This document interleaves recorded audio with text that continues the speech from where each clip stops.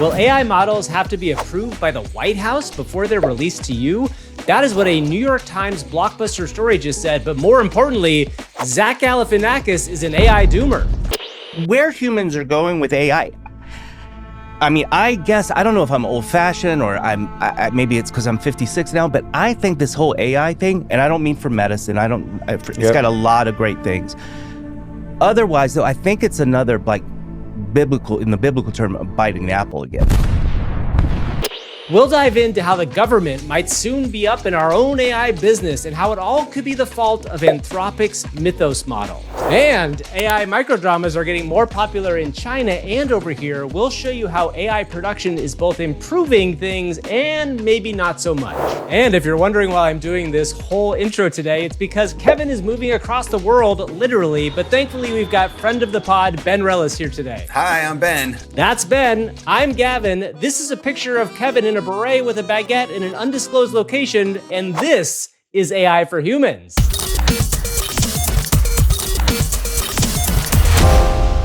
Welcome everybody to AI for Humans, your twice-a-week guide to the wonderful world of AI. And normally Kevin is sitting here across from me, but he is traveling this week, so I have a special guest.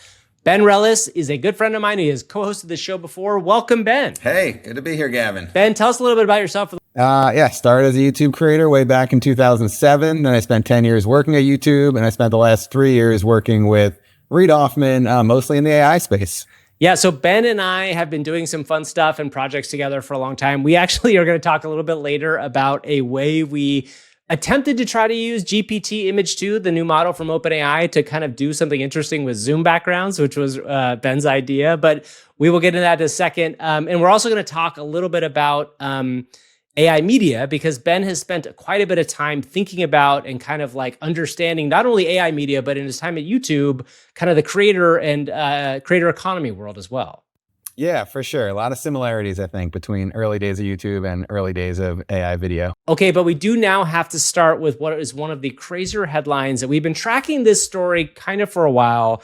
So we all remember Anthropic's Mythos was announced about 6 weeks ago, maybe 4 weeks ago now, that was too dangerous to release. This was Anthropic's kind of state-of-the-art model that was too dangerous to release. And at the time, Anthropic was in a little bit of a tiff with the US government about whether or not they were going to allow Anthropic models to be used for government projects. Well, today there is a giant story in the New York Times that we can only kind of assume is driven in part by this Anthropic Mythos story, that they are saying that the White House and the US government may now be asking to approve AI models before they're released. And this is a kind of a big deal. I think that capital B, capital D, when you talk about the idea of the future of AI at large. Ben, I assume you have been tracking this story and it's something that has kind of come across your kind of radar. Definitely been tracking it. I don't know if I have such a strong hot take on it. It does seem like sometimes these things flip when you're like in the White House. Maybe you're more for regulation than when you're out of the White House. But yeah, it's pretty fascinating to see it develop. One of the most interesting things about this story today is that there's kind of a backstory going on here, that there might be a shifting of power around how AI is dealt with at the White House. That if you remember, David Sachs was the guy who was in charge. He was the AI czar and recently left his position. And there's some other people in the Trump administration who might be taking charge of this. But I think the bigger story here is actually a much larger one. I think it has to do with this idea of AI growing up in some ways, right? That this idea that there is this new world that we're entering in, where whether or not the Mythos model is as strong as it is promised to be, and there's no reason not to take Anthropic at its word, and all these other people have said that. I think that we're entering this world where government is going to have to get involved in these conversations, in part because if they don't, they're kind of left holding the bag if something bad happens. In fact, I do think I want to quote from this story real quick here, which I think is an interesting quote to read. The White House wants to avoid any political repercussions if a devastating AI-enabled cyber attack would recur, people in the tech industry and the administration said. So in a lot of ways, this is kind of getting ahead of this kind of super powerful AI getting in the hands of people that maybe would be able to do something bad with it. But I also think, Ben, this is it is the kind of starting point. I don't want to say it's getting there yet, but it's a starting point of regulating this industry in a kind of a more significant way, which I think people have very strong thoughts on one way or the other. Yeah, and probably a few years ago it would have been premature to try to put some of this regulation in place. And now some of this response is like specific to the way that the AI is being used. One of the other things I found fascinating this week is that like Sam Altman has been much more active on Twitter than he's been in a while. And he's been talking a lot about their new Model 5.5. There's also the piece that we covered briefly last week about the goblins in GPT-5. Did you see the goblins piece and learn about all the goblins and stuff? So like, to me, they're actively trying to turn their narrative and kind of be more active. And Codex is a very exciting thing right now. There's a lot of Codex. People are very excited about it. I do think the Anthropic narrative is an interesting, slightly different one. And one of the things about Anthropic is that they are much more concerned, at least on paper, about AI safety than OpenAI has been in the past. And I also think it's fascinating to me that like, Dario Amodei, the CEO of Anthropic, I think like last year went on stage and kind of like was proactively asking for regulation, was asking for this stuff. So I'm curious to hear what you think, Ben. Do you think there's a world where I think that, again, the Mythos model, I do not doubt is as powerful as they say, but there was a kind of this conversation around this idea of when the Mythos story came out and that it was too powerful to release, that maybe there was a world where the Anthropic team was doing this to really get the world to take this seriously. Do you think it feels like the world is kind of like sitting up and listening to this now in a way that they weren't, say, 6 months, a year ago?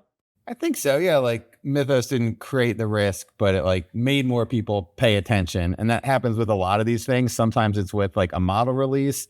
Sometimes I think it's when something happens, like, somebody actually uses AI to do something nefarious. It makes headlines everywhere. And like the technology was over there, but now people have something like very specific to point to.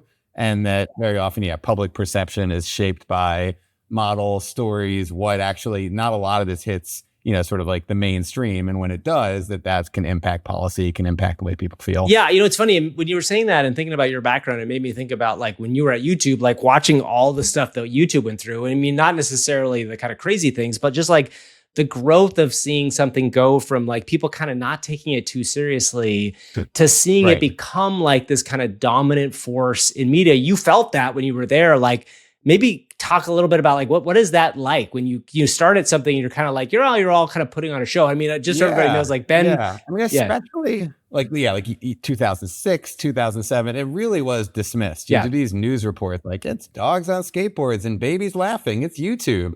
And like a lot of the early stuff, I think you could almost like equate to AI slop, where it was just like people putting everything up. And what was going on, kind of beneath the surface was that people were starting to experiment with like formats and things that would eventually really change culture. But like very early YouTube, it was dismissed. Then I feel like YouTube had a honeymoon period for a few years where the press was like really positive. It would be on Good Morning America once a week with like, she was a kid in Idaho and now she's got a beauty channel. Yeah. Let's hear from so-and-so.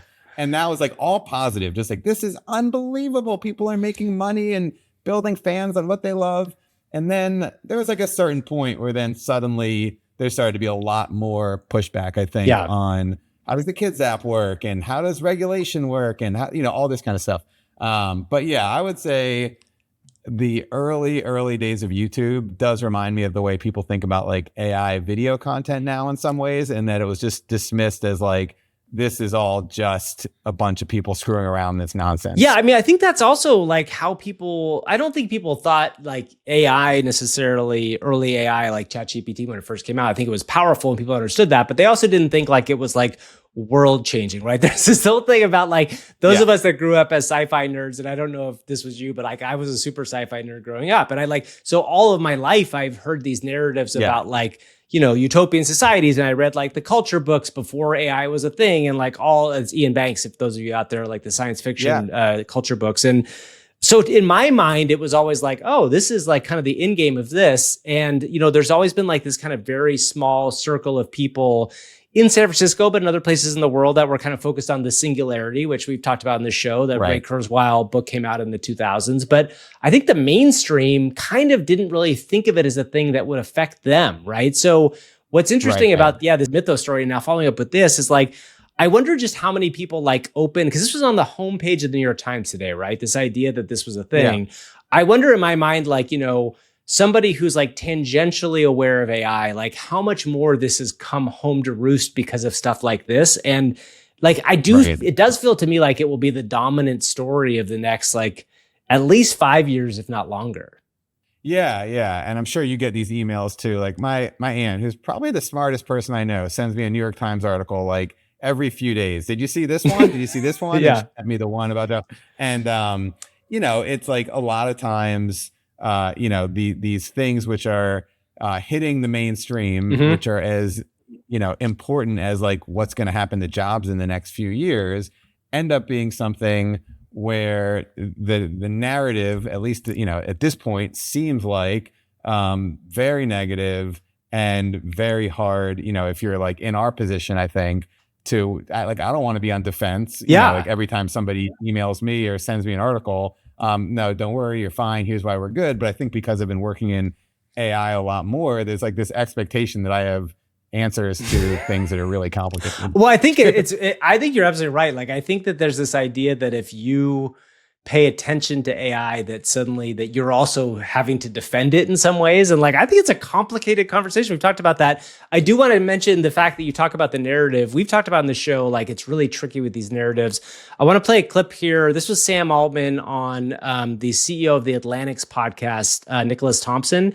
And there's this little thing where even Sam, I think, is finally starting to realize that the companies themselves have to get better at this narrative. And when we come out of this, we'll talk a little bit about how that differentiates it from Anthropic. I don't think people, we talk about AI in a way of the kind of like, you and I even hear this just technological marvel and how amazing this is and all this cool stuff we're doing. And that's fine. But I think what people really want is like prosperity, agency, the ability to have an interesting life and to be fulfilled and have, some impact. And I don't think that's how the whole world has been talking about AI. And I think we should do more of that. So you get a sense that he's aware that they have, like, there's this promise that people inside of the AI, it's funny, I don't use the term AI bubble because that's a whole different thing, but people who are like using AI all the time are like, believe is going to happen. Echo chamber. Yeah, but there are other people don't necessarily. Like what your aunt who sends you those links, like, is she aware of the positive things that we think might come from this? Or like, where do you see normal people landing on this conversation? I think she is aware of the positive things for sure. And I think a lot of times we end up going back and forth a little bit about, the implications of it. There was one article a few weeks ago, and the basic idea was this idea of super agency or high agency people are the most annoying people. And then, like AI got lumped into that. And, in my mind, there's like overgeneralizations. I think that like being high agency is generally a good thing. But I would say that for the most part, if you're sort of somebody who is skeptical of this space, there's always going to be a new headline every day to reinforce that skepticism. Yeah, this is a small thing, but I saw this, the Minnesota Timberwolves are in the NBA playoffs right now, and they tweeted out just a very simple line that said something like, none of our graphics are made with AI, and it got like 16,000 likes in just a few hours. And it made me realize, and we've talked about this on the show too, it's just like how much negative sentiment there is around this stuff. So like, it is really important for the AI industry at large to kind of change these narratives. This conversation has gone further than just like your average, AI CEO or the CEO head of a magazine or a website. Zach Galifianakis has hot takes on AI as well. Let's take a listen. I mean, where humans are going with AI. I mean, I guess, I don't know if I'm old fashioned or maybe it's because I'm 56 now, but I think this whole AI thing, and I don't mean for medicine, it's got a lot of great things. Otherwise, though, I think it's another like in the biblical term, biting the apple again. Mm-hmm. I just am very afraid of it. Yeah. Not even for show business reasons. I'm not even talking. I'm just saying in general, I don't trust it at all. And especially the dudes that are designing it. So, I mean, Okay, I pause. Even Zach. I haven't seen that one. Even Zach has a take on AI, and like, it just reminds me of like just how big this conversation has gotten. And I think that there's a real sense that like it could get out of the control, and maybe some would argue that it already is out of the control of some of these people's, some of the companies' minds. But I do think, just to circle back to the government thing, like, I know a lot of people in our audience are very concerned about the idea that government, especially this government, for a lot of people who understand that this government in America has had a lot of problems so far, to put it bluntly, that there would have a control over something that could actually improve lives in some ways and not allowing people to have the choice to make it. I mean, it's a tricky thing, right? It feels to me like in a lot of ways, we're going to be figuring out this balance as we go forward, because there are people in the world who would say like, well, you wouldn't give, the ability to make a nuke to anybody. And there's other people who say like, you're crazy to compare AI to nukes because it's a completely different technology. It just feels like we're entering in this period of time where like every single one of these conversations is going to feel like bigger than you can expect.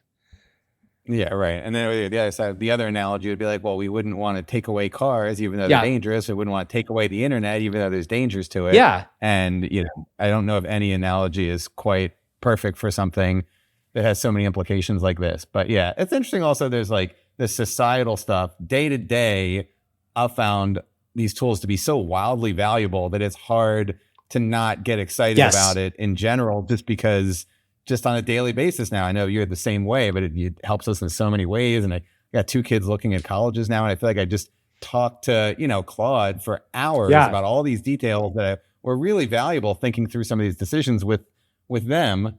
And then, then there's like the broader societal implications, which don't hit you on like a day-to-day basis. Oh, I think that's absolutely right. And I think part of it is those people who are never AIers who don't want to try those things, either they don't know what it can do, or the other thing sometimes I think that happens is like they may separate the power structure of the AI company from the AI tool, right? Which is also not that useful. I will say, to wrap up this section, like there's a really good palate cleanser story to talk about what AI can do for good. There was a story in The Guardian that basically got into the idea that AI doctors, or sorry, they're not AI doctors, they're AIs, that they have now started to outperform doctor diagnoses in emergency situations. And I don't think anybody is saying we want doctors to go away. I don't think the world at large would be like, we need less doctors or we don't want human doctors. But I think this is just a good example of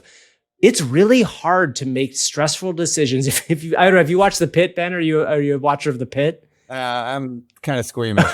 So I watched The Pit, and I can tell you, I am squeamish also. There are so many moments in The Pit where I'd be like, "Oh, I can't make this decision right now because I can't look at it." But if you had an AI that was there and could at least guide you into a direction that might help you, like that is the best version of this kind of world going forward. And I know there are people out there who'll be like, "Give me all the AI doctors. I'd rather have an AI be that." But that doesn't have to be for everybody, but like there are positive things that are happening as well. So totally. I mean, you know that I lost sight of my right eye for the last 3 months. And I like basically ended up getting the surgery on it thanks to AI. It was like, take this really seriously. You need to get to an optometrist now. And then I've just been like back and forth on how to treat this and how to make sure I get my eyesight back. And certainly that's the one that people usually point to when you're having this debate is like, this is going to solve cancer. It's going to solve all of these different types of, diseases. And definitely love the upside in that. And then there's a lot of like the little things. I will say, this is like a tangent, I guess, but I've always kind of wanted like a personal website and just never made one.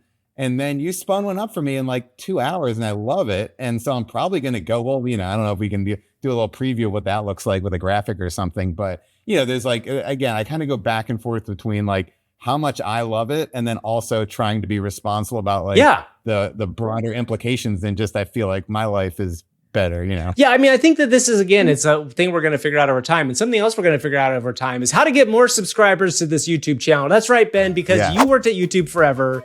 We still have to do this on YouTube shows every week. Thank you so much for instituting this. Like and subscribe, everybody. Like and subscribe to our YouTube channel. It is how we grow. Also, we have a Patreon. Now the YouTube, Gavin, they said only say one thing. If you say like, comment, subscribe, people don't do it. But if you tell them to do one thing, they do it. See, this is what we needed, Ben. We needed you like 3 years ago. So all I got to say is like. Just like this time. Actually, I think comment is better. Then they spend time thinking of the comment. Okay. And then you answer the comment. And it feels like so. I'm going to say leave a comment. We are now transitioning into what is one of the weirdest stories that I don't think nearly enough people have been talking about. And Ben, I know you have things to say about this. I do too. we're going to talk here about microdramas, and we're going to talk about AI. And specifically, this is coming out of a big story that, the New York Times put out a story about the rise of AI in Chinese media production. And this is something we don't get that close of a look into.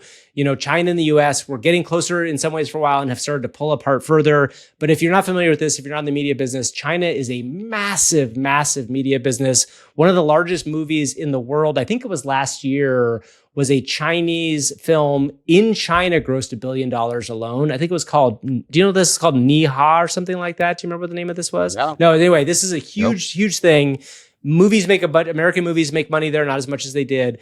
But the Chinese production world is very different than American in a lot of ways. There's a lot less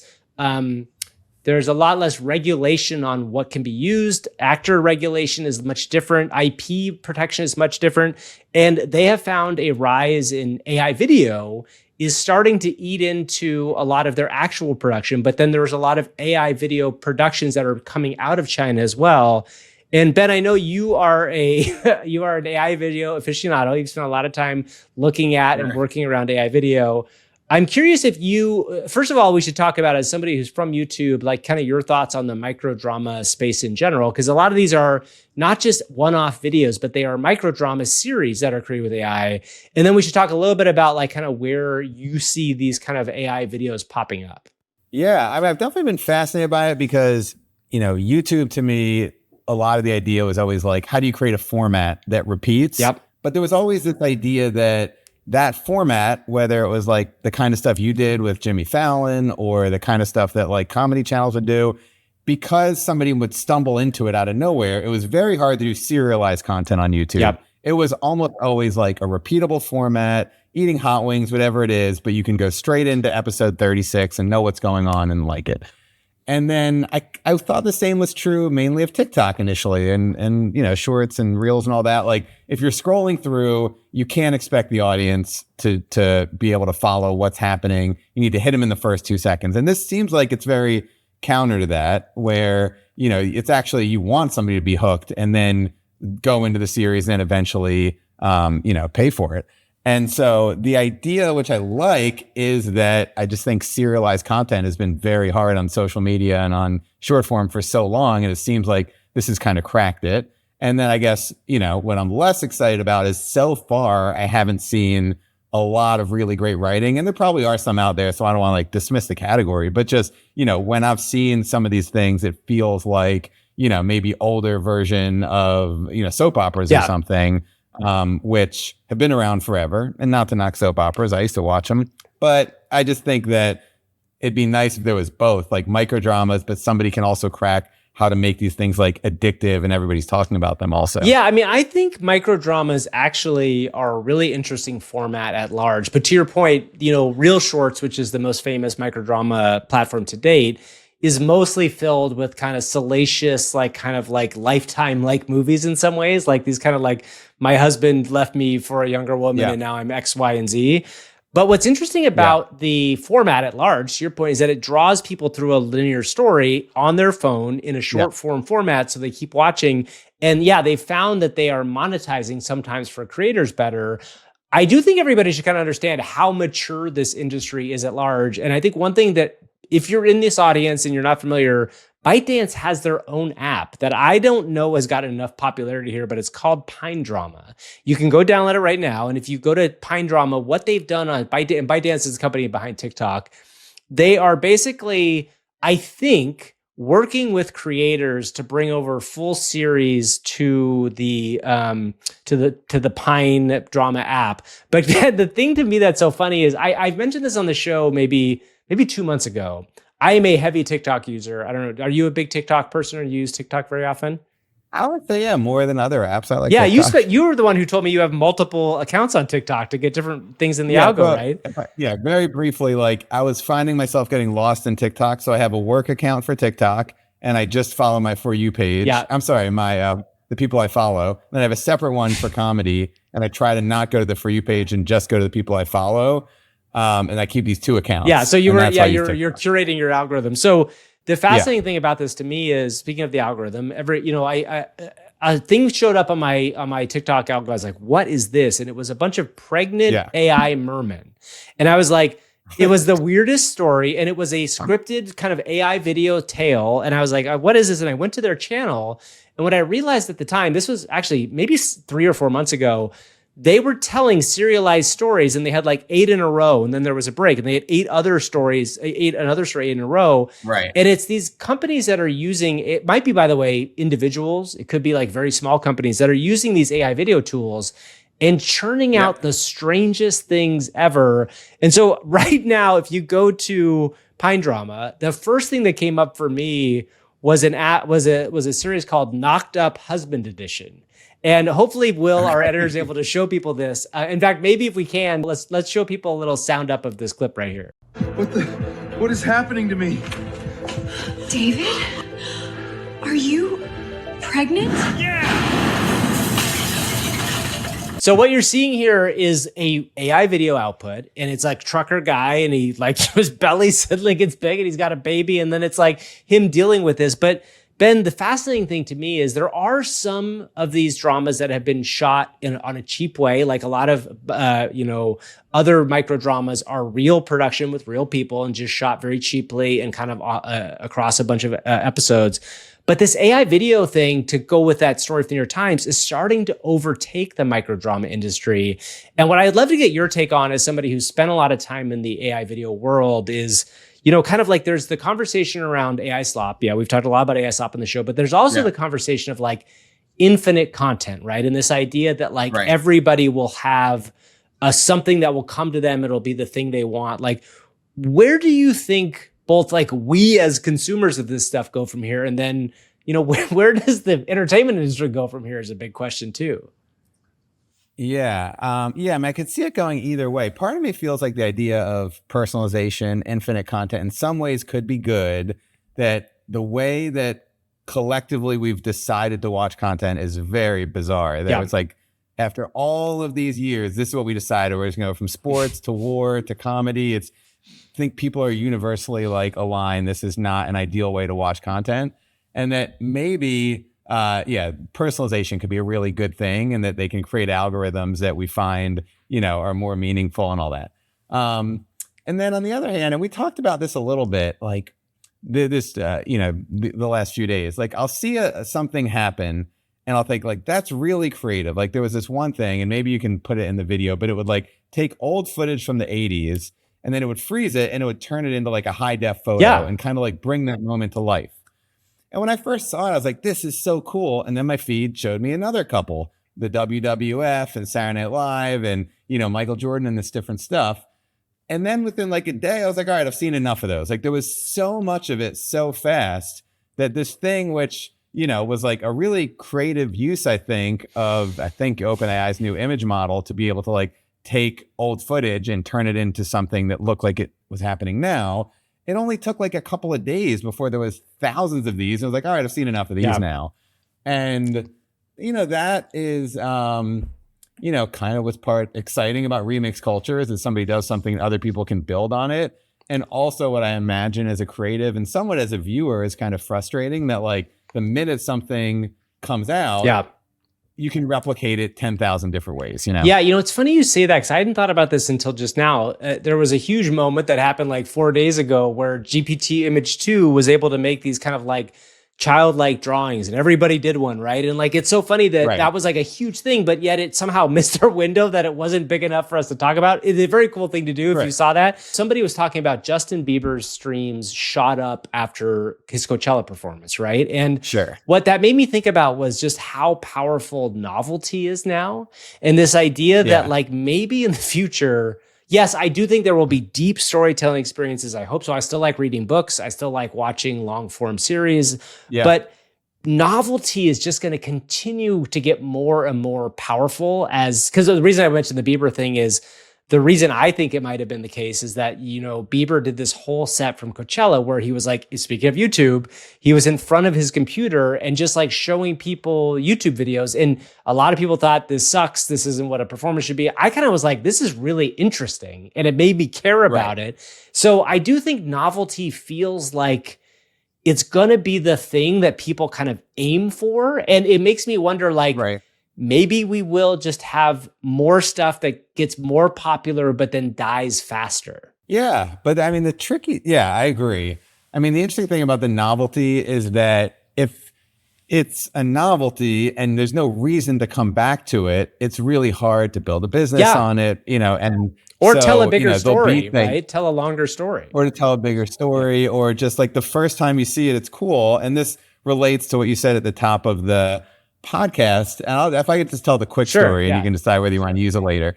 I sent you a photo of my dorm room in 1993 when I was a freshman in college. And I was like, how hard would it be to recreate this as my dorm room as a photo now that I could use as a backdrop on a Zoom? And you're so good at this stuff. I love how quickly you just spin things up. And you were like, 5 minutes later, you sent me something that I thought was really cool, and it looked exactly like my dorm room. And then we decided, let's make a dorm room generator where you can put in the college posters you'd have, the school you went to, the things you love. And it was really cool, but it was like a bit of a novelty. Yeah. So if I sent somebody my college dorm, that's cool. But then you can't keep sending it because it's like, all right, you only need to see it once. And then that kind of does the trick. Now, it'd be way better if there was some way that, through nostalgia, I wanted to revisit, what my college dorm looked like for some reason. But just as a one-off, it is interesting how quickly a novelty like that, the first time you see it, it's wild.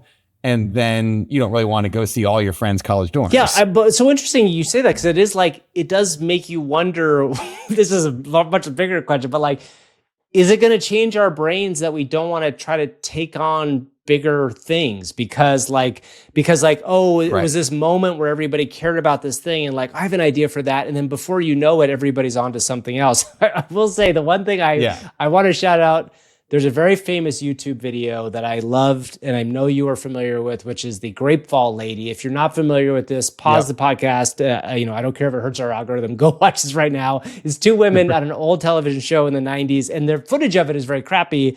I used the technique we were talking about earlier to up-res a couple of photos from it, and it made me feel joy, right? So maybe part of it is, how do we differentiate this idea of like these tools we can make ourselves feel joy versus this idea of, gosh, what is the, kind of larger storytelling experience feel like? And I hope that, the one thing about that Chinese story, the China story in the New York Times, and just kind of AI short form in general, is I'm kind of waiting for one of those stories to be written and produced, like you said, by somebody who like is really compelling as a storyteller. Right. And you and I both know there's people out there like this. And I hope that like some of those people think about this kind of short form world. And if you've seen any of these short form microdramas that are AI made, I'd be love to hear what people in the audience think, or send us in and let us know. But I think that will feel like a change. I was thinking afterwards, I don't want to sound dismissive of microdramas because I'm sure there's great stuff out there. I'm just curious if there'll be one that like breaks through pop culture and you can go up to somebody on the street and like everybody's talking about this microdrama. That would be really cool. I don't think there's been a moment like that ever. I'd have to think about it for like any kind of serialized short form, content. No. So I think that could be interesting. I will say also, because you mentioned the photo of the old YouTube video with the grapes, that I did take an old video of me and I could put it in here of like me in 6th grade, like at a slow dance party in my basement, and then I turned that into like a high res 8K video. And it did give me like a pit in my stomach. It brought me right back to 6th grade. And like Courtney Ginsburg is dancing with Adam Pirro instead of me. And I'm just like very, caught up in like how realistic it looked. But it also was just for me. It wouldn't be something that I would publish. Yeah. And I will say also, when you link out to other videos, Gavin, it helps the algorithm. It doesn't hurt. That's like what Phil DeFranco's whole thing was. He'd be like, check out all these links. And then people would spend like an hour on his video because he's sending them to all these other YouTube videos. I want everybody to know every week we put a bunch of links down below here. So make sure you're spending all the time there. Thank you, everybody, for hopping on here with us today. Thank you, Ben, for joining us. Yeah, thanks for having me, Gavin. All right, we'll see you all next time. Bye-bye. Bye.